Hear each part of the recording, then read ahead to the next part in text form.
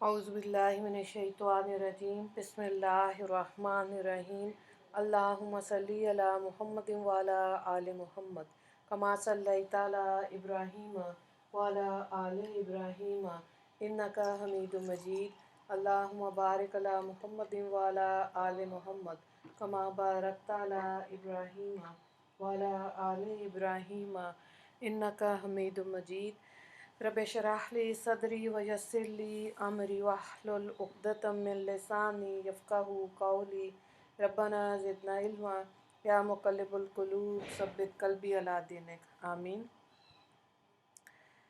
सूरह सफ़ हम आज करेंगे, 2 रुकूएँ हैं सूरत में और इन आयात से कई अहम अमूर मालूम हुए। एक ये कि एक सच्चे और पक्के मोमिन मुसलमान के कौल व अमल में मुताबिकत होनी चाहिए। ये सूरत के अहम मौज़ू हैं, जो ज़ुबान से कहे इसे करके दिखाए। और दूसरी बात ये मालूम हुई कि अगरचे किसी के दिल में अज़्म और इरादा भी किसी काम के करने का हो, फिर भी अपने नफ्स पर भरोसा करके दावा करना कि हम फ़लाँ काम करेंगे, शान अबदियत के ख़िलाफ़ है। 2 बातें और हैं, पहले सूरत का आगाज़ कर लेते हैं। बिस्मिल्लाहिर्रहमानिर्रहीम सब्बहा लिल्लाहि मा फ़िस समावाति व मा फ़िल अर्द व हुवल अज़ीज़ुल हकीम या अय्युहल्लज़ीना आमनू लिमा तक़ूलूना मा ला तफ़अलून कबुरा मक़्तन इंदल्लाहि अन तक़ूलू मा ला तफ़अलून इन्नल्लाहा युहिब्बुल्लज़ीना युक़ातिलूना फ़ी सबीलिही सफ़्फ़न कअन्नहुम बुनियानुन मरसूस। तर्जुमे को देखें, सब चीज़ें अल्लाह की पाकी बयान करती हैं, जो कुछ आसमानों में है और जो कुछ ज़मीन में है, और वही ज़बरदस्त हिकमत वाला है। ए अहले ईमान, ऐसी बात क्यों कहते हो जो करते नहीं। खुदा के नज़दीक ये बात बहुत नाराज़गी की है कि ऐसी बात कहो जो करो नहीं। अल्लाह ताला तो इन लोगों को पसंद करता है जो इसके रास्ते में इस तरह मिलकर लटते हैं, गोया वो एक इमारत है जिसमें शीशा पिलाया गया। तो देखिए, तीसरी बात आयत के तहत उलमा ने लिखी है कि इन आयत का ताल्लुक़ दावे से है कि जो काम आदमी को करना नहीं, इसका दावा करना अल्लाह की नाराज़गी का सबब है। रहा मामला दावत और तबलीग, वाज़ व नसीहत का, कि जो आदमी ख़ुद नहीं करता तो इसकी नसीहत दूसरों को करे, वो इन आयात के मफ़हूम में शामिल नहीं। चौथी बात क्या है, जिहाद फ़ी सबीलिल्लाह की फ़जीलत और अहमियत में ये मालूम हुई कि अल्लाह ताला के नज़दीक मुजाहिदीन इस्लाम की वो सफ़ कताल बड़ी महबूब है जो अल्लाह के दुश्मनों के मुकाबले में अल्लाह का कलमा बुलंद करने के लिए कायम हो। मुजाहिदीन के अज़्म व हिम्मत की वजह से एक शीशा पिलाई हुई दीवार की तरह हो कि इनके कदमों में कोई तज़ल्ज़ुल ना आने पाए। इसी वजह से हर मुसलमान के दिल में हमेशा जिहाद का अज़म और तमन्ना होनी चाहिए। अगली आयत को देखें। वइज़ क़ाल मूसा लिक़ौमिही या क़ौमि लिमा तुअज़ूननी वक़द तालमून अन्नी रसूलुल्लाहि अलैकुम वलमा ज़ाग़ू अज़ाग़ल्लाहु क़ुलूबहुम वल्लाहु ला यहदिल क़ौमल फ़ासिक़ीन। वइज़ क़ाल ईसा इब्नु मरियम या बनी इसराईल इन्नी रसूलुल्लाहि अलैकुम मुसद्दिक़न लिमा बैन यदैया मिनत तौराति व मुबश्शिरन बिरसूलिन याती मिन बअदि इस्मुहु अहमद फलम्मा जाअहुम बिलबय्यिनाति क़ालू हाज़ा सिह्रुम मुबीन व मन अज़लमु मिम्मन इफ्तरा अलल्लाहि कज़िबा व हुवा युदआ इलल इस्लाम वल्लाहु ला यहदिल क़ौमज़ ज़ालिमीन। तर्जुमे को देखें। और जबकि मूसा ने अपनी कौम से फरमाया कि ए मेरी कौम, मुझको क्यों तकलीफ़ पहुँचाते हो, हालांकि तुमको मालूम है कि मैं तुम्हारे पास अल्लाह का भेजा हुआ आया हूँ। फिर जब वो लोग टेढ़े ही रहे तो अल्लाह ताला ने इनके दिलों को और टेढ़ा कर दिया, और अल्लाह ताला ऐसे नाफरमानों को हदायत नहीं देता। और जबकि ईसा इब्न मरियम ने फरमाया कि ए बनी इसराइल, मैं तुम्हारे पास अल्लाह का भेजा हुआ आया हूँ कि मुझसे मुझसे जो पहले तौरात है मैं इसकी तस्दीक करने वाला हूँ, और मेरे बाद जो एक रसूल आने वाले हैं जिनका नाम अहमद होगा, इनकी बशारत देने वाला हूँ। फिर जब वो इन लोगों के पास खुली दलीलें लाए तो लोग कहने लगे ये सरी जादू है, और इस शख्स से ज़्यादा कौन जालिम होगा जो अल्लाह पर झूठ बांधे। हालांकि वो इस्लाम की तरफ बुलाया جاتا ہے، اور اللہ ایسے ظالم لوگوں کو ہدایت نہیں دیتے۔ بالکل اگلی آیات کو دیکھیں، یریدون لیطفئوا نور اللہ بافواہہم واللہ متم نورہ ولو کرہ الکافرون هو الذی ارسل رسولہ بالہدی ودین الحق لیظہرہ علی الدین کلہ ولو کرہ المشرکون۔ ترجمہ دیکھیں، یہ لوگ یوں چاہتے ہیں کہ اللہ کے نور کو اپنے منہ سے بجھا دے، حالانکہ اللہ اپنے نور کو کمال تک پہنچا کر رہے گا۔ کافر کیسے ہی ناخوش ہوں، وہ ایسا ہے جس نے اپنے رسول کو ہدایت اور سچا دین دے کر بھیجا تاکہ اس کو تمام دینوں پر غالب کر دے، گو مشرک کیسے ہی ناخوش ہوں۔ تو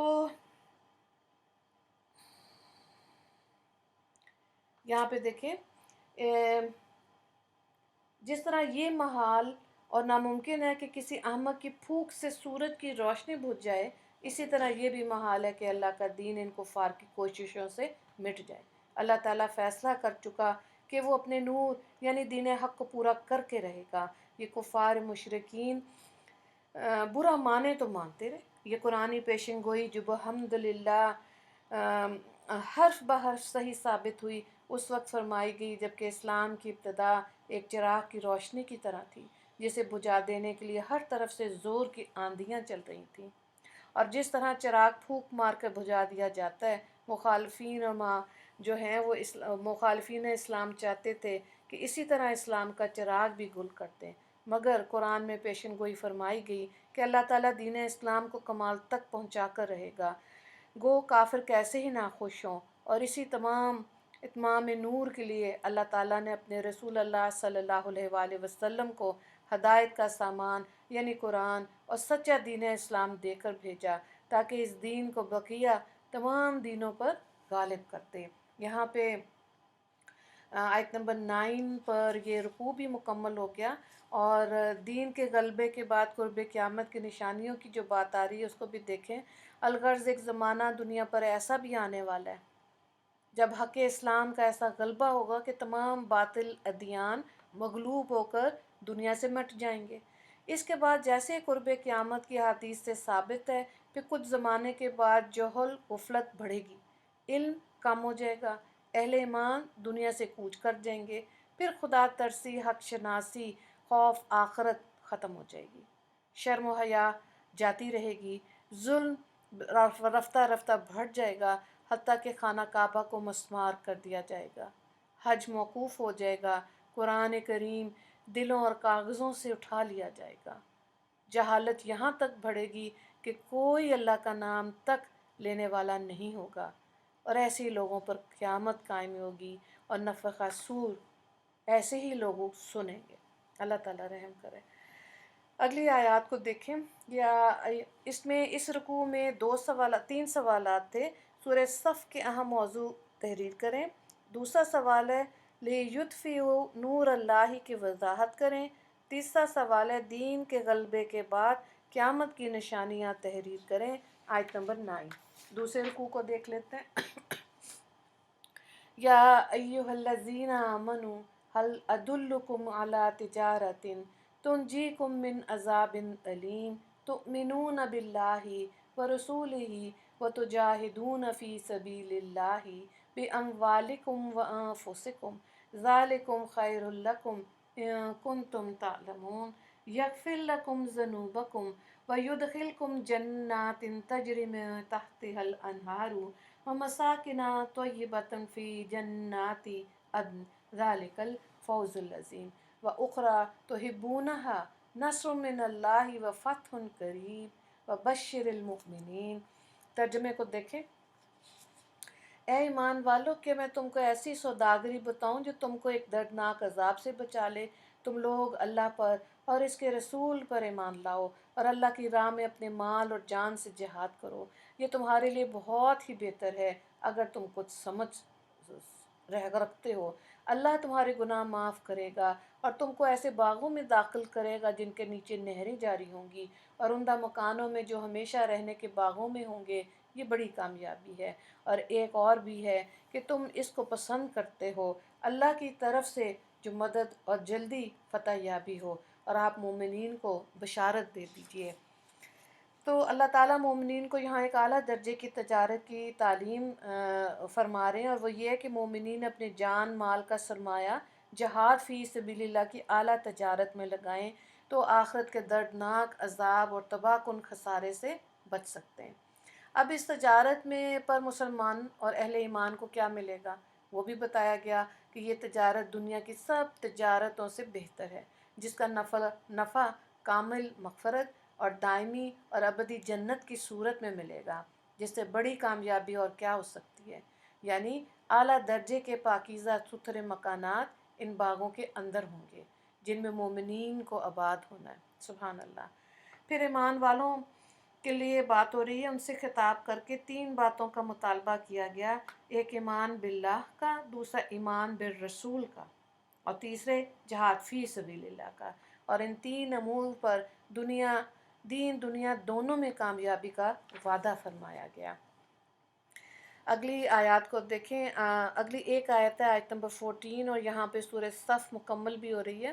یا ایھا الذین آمنوا کونوا انصار اللہ کما قال عیسی ابن مریم للحواریین من انصاری الی اللہ قال الحواریون نحن انصار اللہ فآمنت طائفۃ من بنی اسرائیل وکفرت طائفۃ فأیدنا الذین آمنوا علی عدوہم فاصبحوا ظاہرین۔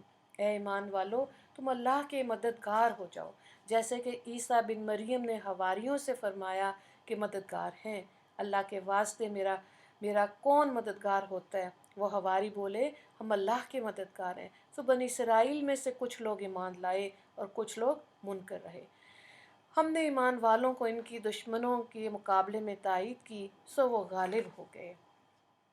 تو یہاں ایمان والوں کو غلبہ کیسے ملتا ہے کہ اللہ تعالیٰ کہتے ہیں ہم نے ایمان والوں کی ان کے دشمنوں کے مقابلے میں تائید کی، سو وہ غالب ہو گئے۔